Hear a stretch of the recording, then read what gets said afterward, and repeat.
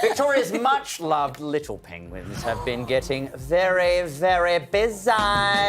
They've been having lots of the many sex. And with different partners. What? Right? No. That's the population, the Phillip Island population colony has now hit 40,000. Well done, team!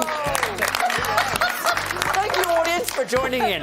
The reason for the reproductive frenzy, climate change apparently and rising sea temperatures. But that's not all that's rising. Experts say... Fine, audience. Experts say that it's resulted in more food, providing the polyamorous penguins with more time and energy to mate. Here we go. Here to tell us all about the private lives of our penguins is marine biologist Sheree Marris, who is also author of the book Kama Sutra, Secrets of the Sex in the Sea. Sheree, thank you very much for joining us. What is going on? If I know one thing about penguins, apart from being adorable, it's that they're meant to be monogamous, meaning they have one love. They're a one love sort of bird. What's going on? It's not true. I'm sorry to burst your bubble. It is not true. They like to kind of move it around a little bit, and you can't blame them, especially for the women. All of these lovely men in tuxedos waddling around. So while I know, it's pretty impressive, and what woman can resist a man in a tux? But what's really interesting is that up to 50% of the population in some breeding seasons, the couples will actually swap it up.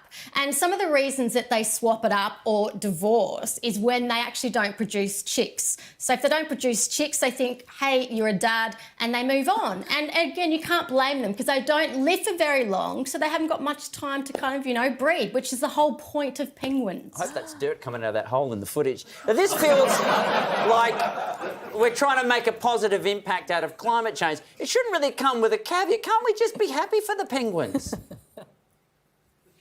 Well, I think you're right. In a world where we see so much doom and gloom, let's celebrate something having lots of sex, even if it's got feathers and flippers. But as with everything, there is a downside. So, for example, the little penguin populations in New Zealand, over the last 10 years, they've experienced 3 massive death events, which is pretty scary. And you move further south to Antarctica with the big emperor penguins, and scientists have predicted that up to 90% of that population could become extinct. And in 2022 alone, up to 10,000 emperor penguin chicks actually drowned because the ice melted earlier than anticipated. Okay, Sheree, these are important things to know, and we should give them their time. But if we were to go back to the Phillip Island story, rising sea levels, rising temperatures in sea levels does kind of mean that the oceans become like a big, sexy jacuzzi for the penguins. Yeah.